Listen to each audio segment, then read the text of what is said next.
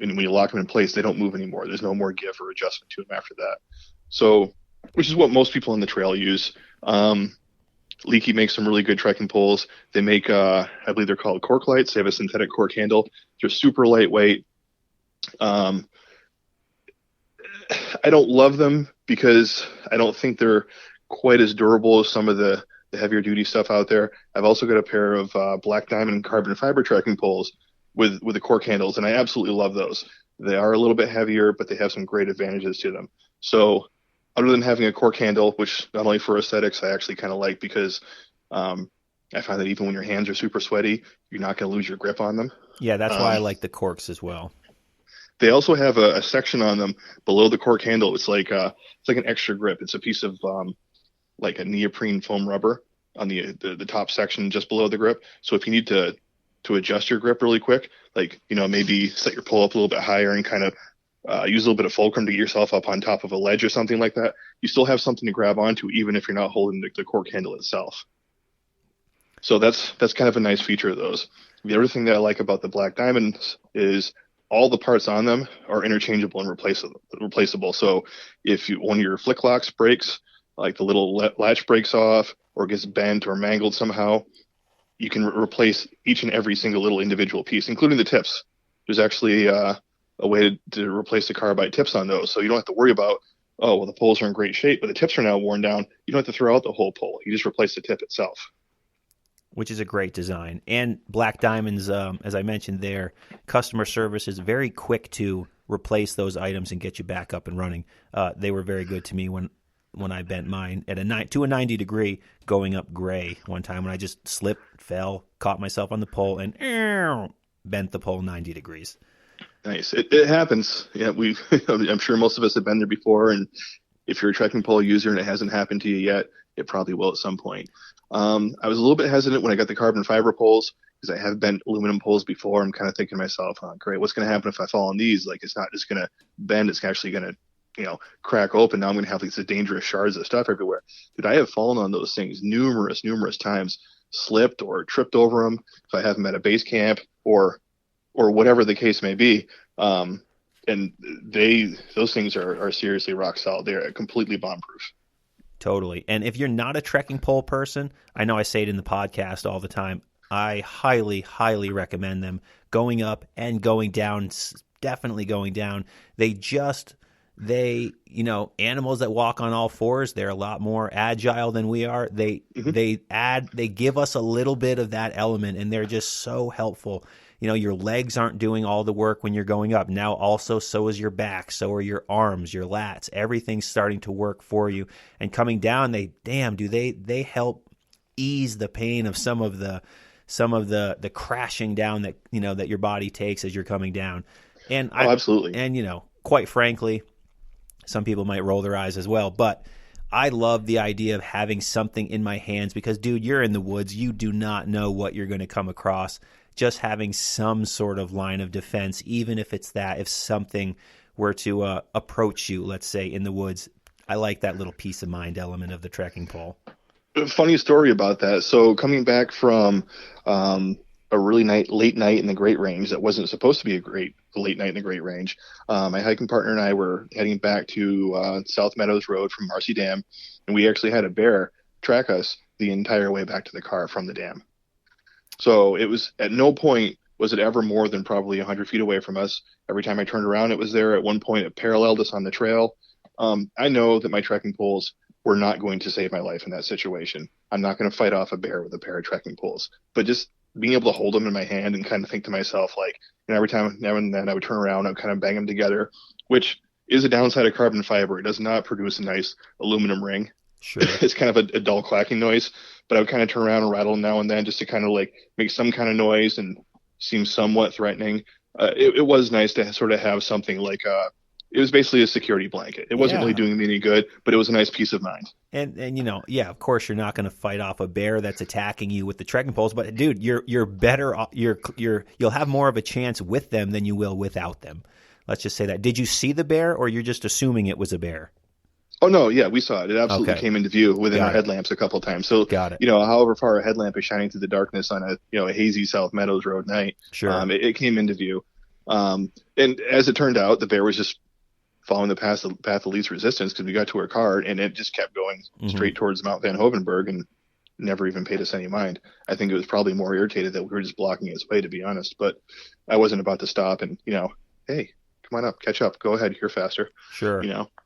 Now, another thing about trekking poles too, if you are going to use them, learn how to use them correctly. It could possibly save you not only a lot of effort, but possibly save your life. So the strap is on there for a reason. It's not just so you can, loop it or the pole around your wrist while you're digging stuff out of your pocket. If you use the strap correctly, it increases the fulcrum that's actually going to your wrist to your forearm. So you use a lot less effort when you're going uphill. And then, of course, when you're going downhill, don't use the strap at all because if you get that thing stuck in a root or something like that and you lose your footing, then you're definitely risking having some type of mechanical injury. So I always Absolutely. tell people, use the strap the right way, loop it around your hand the right way going uphill. You'll use a lot less effort in your legs. And then coming downhill, forget the strap and just, keep the poles in front of you. Use them to lower yourself down off of drops and ledges and things like that. Sure. Yeah. So to put the strap, it's funny you say that. I've actually never. I mean, I know how to use them, but I never thought to explain that if you're not familiar. So you pretty much put your hand go through the hole going up, and then you get the kind of where the strap connects to the pole should be right along the heel of your hand, kind of near where your wrist is, and the weight.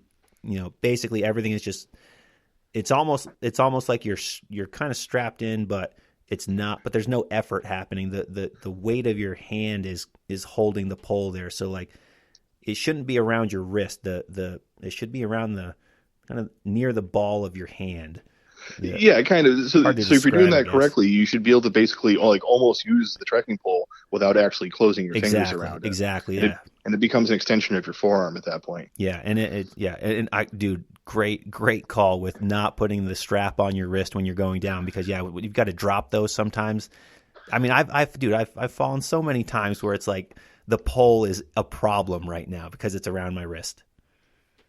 Sure, And you can't absolutely. let Yeah, it go. But then when you're climbing, it's so nice to just drop it. Just drop, you're climbing up, you grab the tree. You don't have to like, oh, let me grab the pole with the other hand. No, just straight up drop it and catches on the strap. They're really simple, but they're also super intuitive. So let's definitely. let's move on to backpacks now. There's just again a million different backpacks you can use, different sizes. I have a 48-liter pack, which I kind of got as a pack big enough if I want to go do some camping, but not too big for a day pack too. It's kind of the in between, even though a lot of people have multiple different packs for different reasons, and that makes perfect sense. I hiked all of the high peaks in just with a book bag, literally a school book bag style backpack. So you don't necessarily need a fancy pack. But I have an Osprey pack, and once I did get one, man, it is just night and day difference when you have a pack that fits your torso and is the right size for you. And it's all the packs they get bigger and smaller. But then there's also small, medium, and large packs as far as the length of your torso goes. And when you get a pack that fits you perfectly, it is just a night and day difference. It's worth every freaking penny to get it. And then the amount of little compartments and zippers and everything to put, so you can just it's just these backpacks are literally a work of art. Let's just put it that way. They're a work of art. I can't explain it any other way.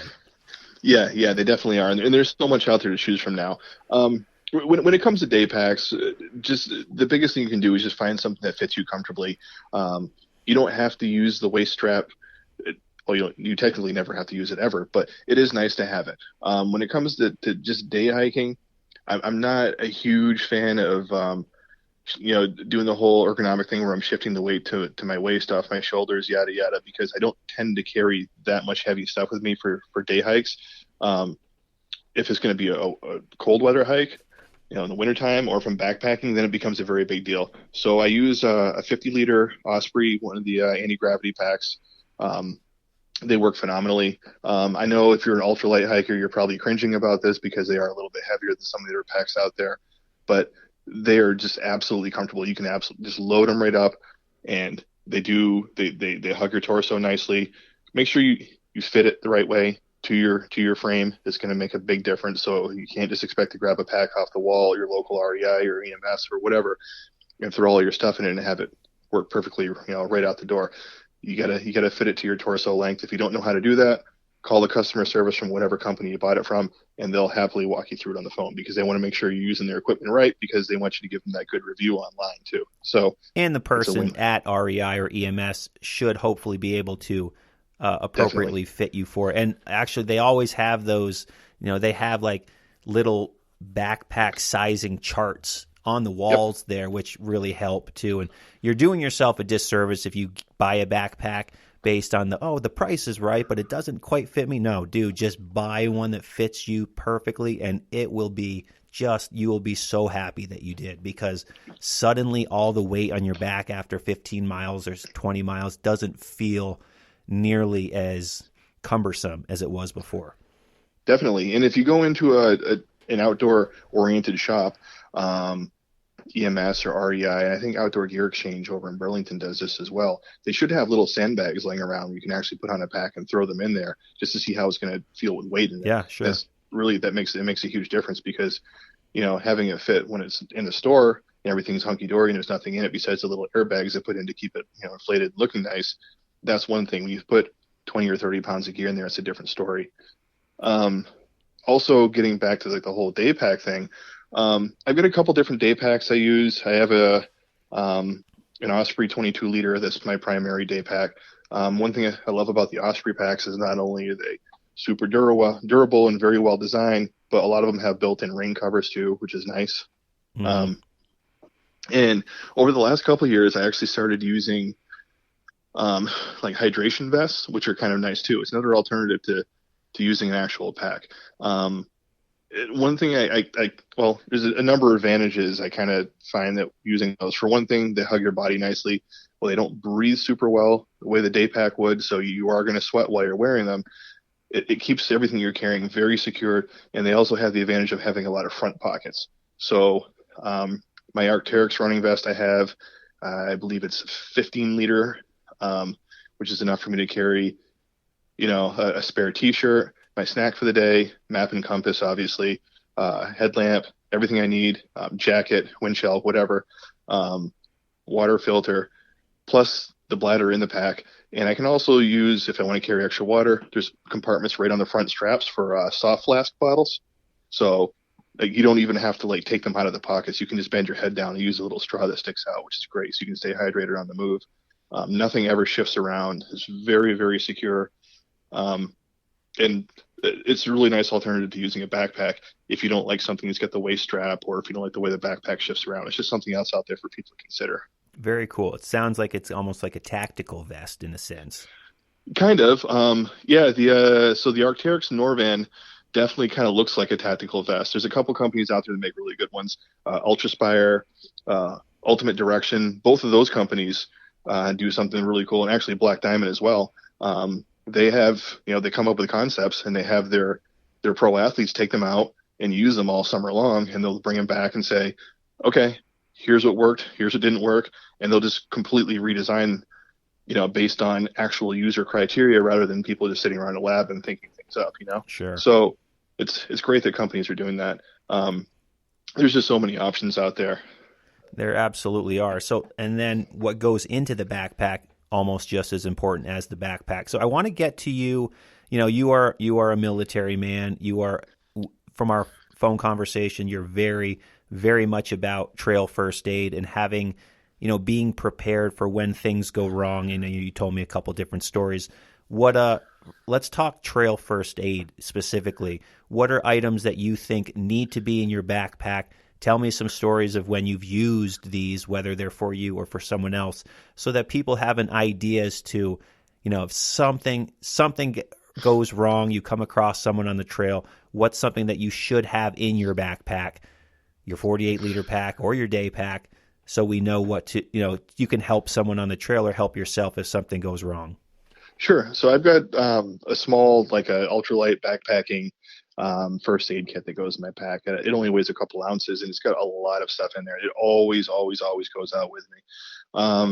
And inside that, it's got a number of different bandages, some medical tape. I actually keep a little bit of duct tape in there as well because duct tape will help in almost any situation the backcountry, it seems like.